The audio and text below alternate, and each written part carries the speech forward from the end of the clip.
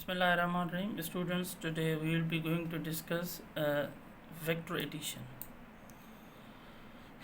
So vector addition जा हाणे असां पहिरियों geometrical methods discuss करे आयासीं. हाणे असां analytical method discuss कंदासीं. हाणे ॾिसो त हीअ असांजो procedure आहे, formula आहे. This is a formula for the resultant of the magnitude of the two vectors. जॾहिं ॿ असांजा vector हुजनि, say suppose हिकिड़ो असांजो vector p आहे, this is a p vector, and another vector we have q. This can be solved with the this formula. R बराबर आहे under root p square plus q square plus 2pq cos theta. हाणे this is in accordance with law of parallelogram. यानी ही असांजो फार्मूलो आहे जंहिंजे मदद सां असां magnitude of two vectors can be found out. अच्छा, हाणे उन खां बाद में असांजो आहे यूनिट वेक्टर. यूनिट वेक्टर छा खे चइबो आहे? Unit vector is a vector that has magnitude of exactly 1 and drawn in the direction of given vector. यानी यूनिट वेक्टर जो मैग्नीट्यूड छा थींदो? हिकु थींदो. हीअ असांजो से सपोज ए वेक्टर आहे, हीअ उनजो छा आहे? यूनिट वेक्टर आहे. यूनिट वेक्टर स्मॉल लेटर उन जे मथां असां कैप ॾींदा आहियूं, हेठि ॾींदा आहियूं. ऐं यूनिट वेक्टर जो कहिड़ो कमु हूंदो आहे? Just to show the direction of a given vector. हाणे त it lacks both dimension and unit. यानी यूनिट वेक्टर जो न यूनिट थींदो आहे न डायमेंशन थींदो आहे. Just it is a number 1. It has only magnitude and is use to show the direction. Therefore it is called unit vector. हाणे तो it's only purpose is to specify direction in space. Space में just असांखे कंहिं बि vector जो direction छा कंदो आहे? लोकेट कंदो आहे.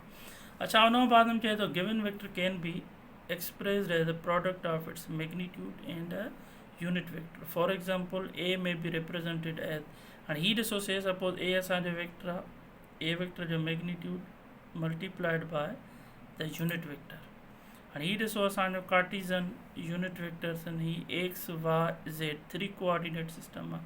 ही x पॉजिटिव एक्सिस आहे, ही छा आहे? x minus. ही y पॉजिटिव, ही y नेगेटिव, ही z पॉजिटिव, ही z नेगेटिव. हाणे I, j, k are the unit vectors whose magnitude is only 1. They are only used to denote the direction of given vectors. अच्छा, हाणे असांजो ॿियो हिकिड़ो इम्पोर्टेंट टॉपिक आहे. This is the resolution of a vector. Resolution of vector छा आहे? It is a process of splitting of a vector into 2 or more vectors into more components in such a way that their combined effect is same as that of given vector. हाणे ॾिसो त resolution हिकिड़ो अहिड़ो process आहे जंहिंमें असां कंहिं बि हिकिड़े वेक्टर खे स्प्लिट कंदा आहियूं, टोड़ींदा आहियूं उन जे यूजुअली रेक्टेंगुलर कंपोनेंट्स में. ऐं जॾहिं वरी असां उन जे रेक्टेंगुलर कंपोनेंट्स खे कंबाइन कंदासीं त they will have a single vector which is combined effect of the components of those vectors. अच्छा, हाणे हीअ ॾिसो चए थो rectangular components of 2D vector. हीअ असांजो एक्स वाई प्लेन आहे जंहिंमें असांजो ए वेक्टर पियो आहे एक्स वाई प्लेन में along with certain angle theta. हाणे असां चवंदासीं हीअ जेको ए वेक्टर आहे हिन खे असां स्प्लिट कयो आहे ॿिनि रेक्टेंगुलर कंपोनेंट में कॉल्ड ए एक्स ऐं हीअ छा आहे? असांजो ए वाई. ऐं हीअ असां छा चवंदासीं त हीअ ए वेक्टर असांजो ए एक्स आहे. यानी ए वेक्टर जो हिकिड़ो जो कंपोनेंट आहे एक्स.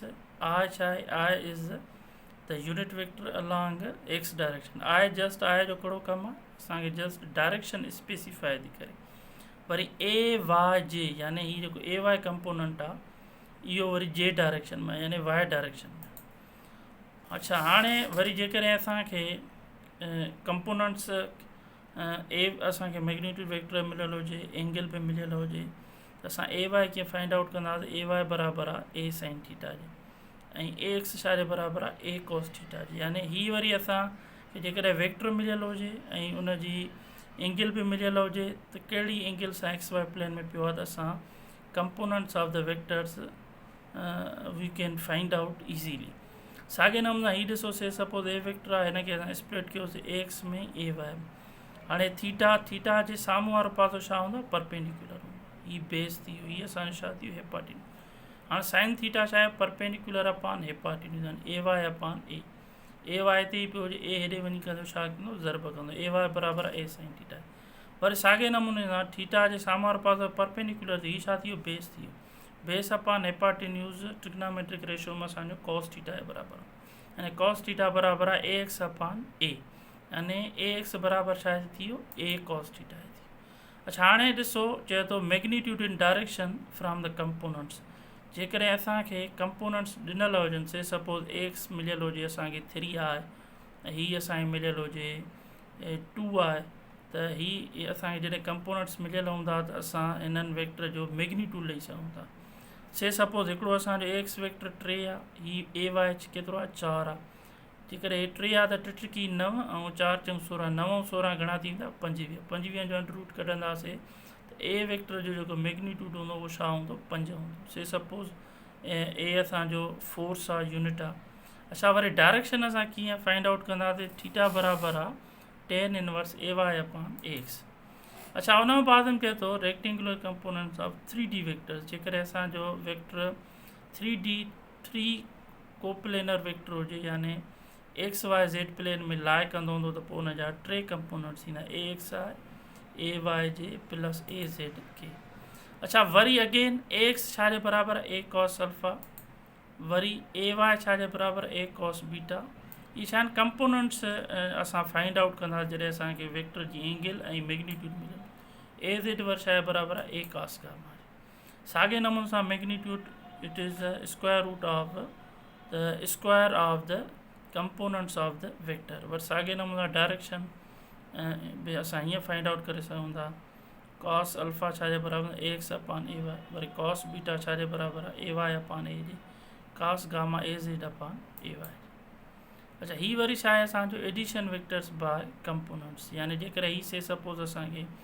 ए वेक्टर ॾिनल आहे ही छा आहे असांजो बी वेक्टर असां हिननि जो रिज़ल्टेंट कीअं लहंदासीं resultant it is a sum of 2 or more than 2 vector a plus b खे जोड़ कयोसीं ऐं अहिड़े नमूने सां जोड़ कंदासीं एक्स वारा कंपोनेंट पंहिंजो पाण में वाय वारा पाण में ऐं ज़ेड वारा छा में पाण में त उन जे रिज़ल्ट में असांखे जेको वेक्टर मिलंदो उहो छा मिलंदो आर वेक्टर मिलंदो यानी r vector again it is a resultant vector ऐं उन जा वरी जेके कंपोनेंट्स हूंदा उहे छा हूंदा आर एक्स आर वाय ऐं आर ज़ेड अच्छा हाणे पंहिंजो टॉपिक आहे मल्टीप्लाइंग वेक्टर्स जॾहिं असां वेक्टर्स खे मल्टीप्लाई कयूं त छा थींदो चए थो multiplying a vector by scalar यानी वेक्टर्स खे असां जॾहिं स्केलर सां ज़रब कंदासीं त छा थींदो हाणे चए थो से सपोज़ हे असांजो ए वेक्टर आहे ही कोई बि ए असांजो कोई बि नंबर आहे से सपोज़ 2 ऐं पॉज़िटिव आहे असां हिन सां वेक्टर सां मल्टीप्लाई कयोसीं त इन जो डायरेक्शन सेम रहंदो प्लस में उनजो जेको मैग्नीट्यूड हूंदो इट हैज़ इंक्रीज़ड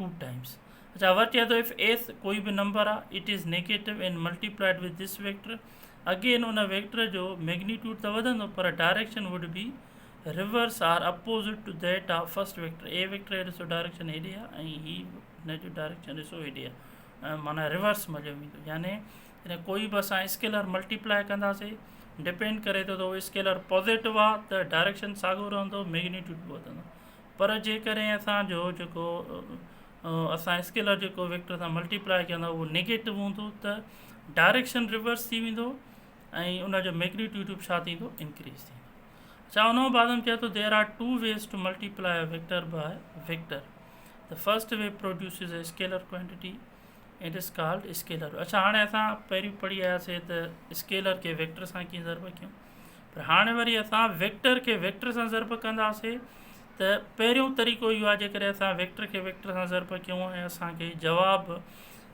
स्केलर क्वांटिटी अचे त असां हुनखे स्केलर प्रोडक्ट चवंदासीं या डॉट प्रोडक्ट चवंदासीं ऐं ॿियो तरीक़ो इहो आहे जेकॾहिं असां वेक्टर खे कंहिं वेक्टर सां मल्टीप्लाई कयूं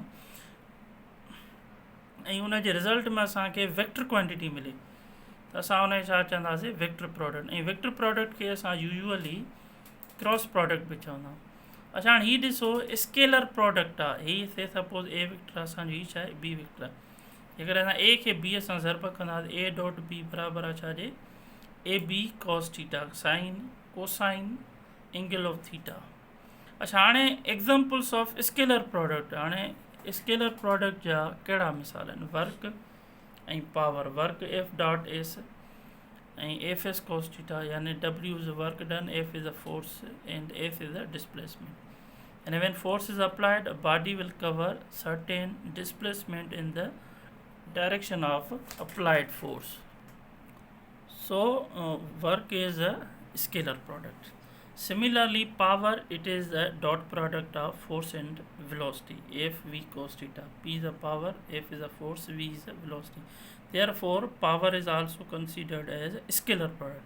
This product is also called dot product. Why? Because a dot is placed between two vectors. Bin vectors जे विच में डॉट प्लेस थियल आहे, तंहिंजे करे असां हिन प्रोडक्ट खे स्केलर प्रोडक्ट बि चवंदासीं. अच्छा, जेको डॉट प्रोडक्ट हूंदी आहे उहा असांखे यूजुअली लीनियर मोशन खे डिनोट कंदी आहे, यानी मोशन इन स्ट्रेट लाइन. अच्छा, उन बाद में चए थो ज्योमेट्रिकल मीनिंग ऑफ स्केलर और dot product. A dot product can be regarded as product of two quantities, the magnitude of one of the vectors, the scalar component of the second vector along the direction of the first vector. ये असांजो A dot B आहे. अच्छा, हाणे properties असां discuss कंदासीं scalar जूं, scalar product जूं. त स्केलर प्रोडक्ट में असांजी जेका कम्यूटेटिव आहे, इट होल्ड्स गुड, यानी A डॉट B बराबरि आहे AB cos थीटा, वरी B डॉट A छाजे बराबरि आहे BA cos थीटा. साॻे नमूने सां A डॉट B छाजे बराबरि थी B dot A. This is a commutative law. It means dot product में असांजो जेको कम्यूटेटिव लॉ होल्ड्स गुड. अच्छा, ॿी असांजी हिकिड़ी प्रॉपर्टी आहे distributive property over addition. A dot bracket में B प्लस, यानी वरी हिननि खे अलॻि अलॻि ज़रब करे छॾनि A dot B plus A dot C, यानी डॉट प्रोडक्ट में असांजी distributive property over addition also holds good. अच्छा, उन बाद में चए थो the scalar product of two perpendicular vectors is zero. हाँ, चए थो जेकॾहिं ॿ वेक्टरनि से सपोज ही A वेक्टर आहे B आहे, हिकिड़ो A वेक्टर आहे X डायरेक्शन में, B वर्ष आहे Y डायरेक्शन में, उन्हनि ॿिन्ही जे विच में एंगल छा थींदी 90 थी. हाणे AB cos 90 छाजे बराबरि हूंदो आहे 0 जे, तंहिंजे करे होल प्रोडक्ट रिड्यूसिस टू 0.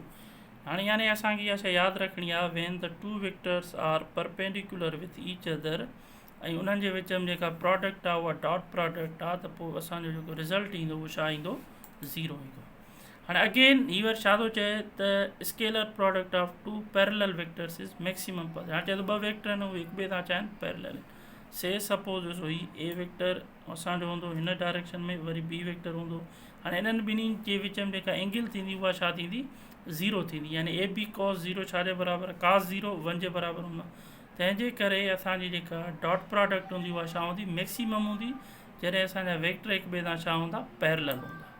अच्छा, ही 5 नंबर पॉइंट आहे असांजी the scalar product of two anti parallel vectors. हाणे जेकॾहिं ॿ वेक्टर हुजनि असांजा हिक ॿिए जे अपोज़िट में हुजनि, एंटी पैरेलल हुजनि, त ज़ाहिरी ॻाल्हि आहे एंगल केतिरी थींदी 180 थींदी. हाणे cos 180 -1 जे बराबरि, यानी हिते बि असांजी प्रोडक्ट मैक्सिमम थींदी पर नेगेटिव में हूंदी. अच्छा, ॿी ॻाल्हि इहा थो चए the scalar product of vector with itself is equal to the square of its magnitude. हाणे चए थो जेकॾहिं से सपोज असांजा ॿ वेक्टर आहिनि A डॉट A, यानी ॿ ई हिक ॿिए जे छा आहिनि पैरेलल आहिनि. A डॉट A cos 0 हिक जे बराबरि आहे, तंहिंजे करे A स्क्वायर थी वेंदो. अच्छा, उन बाद में चए थो the scalar product of two same unit vectors is 1 and two different unit vectors is 0. यानी हीअ शइ असांखे ॿियो यादि करणी, हीअ छा आहे property I dot I J dot J K dot K छाजे बराबरि थींदो हिक ई, छाकाणि हीअ ॿई वेक्टर्स हिक ॿिए जे छा आहिनि पैरेलल. J डॉट J हीअ बि हिक ॿिए जे पैरेलल आहिनि, हीअ बि हिक ॿिए जे छा आहिनि पैरेलल हूंदा, यानी cos 0 माना हिक जे बराबरि आहे, यानी हीअ यूनिट वेक्टर असांजो छा हूंदा, उन जो मैग्नीट्यूड 1 हूंदा, 1 × 1 cos 0, तंहिंजे करे 1 ईंदो जा. अच्छा, पर चए थो जेकॾहिं vectors when they are perpendicular with each other, I dot J dot K dot A, when vectors are perpendicular त एंगल 90 थी वेंदी, cos 90 छा थींदो 0 थींदो. अच्छा, हीअ हाणे हिकिड़ो प्रॉब्लम ॾिनल आहे which you can solve the method which I taught you earlier. Thank you very much.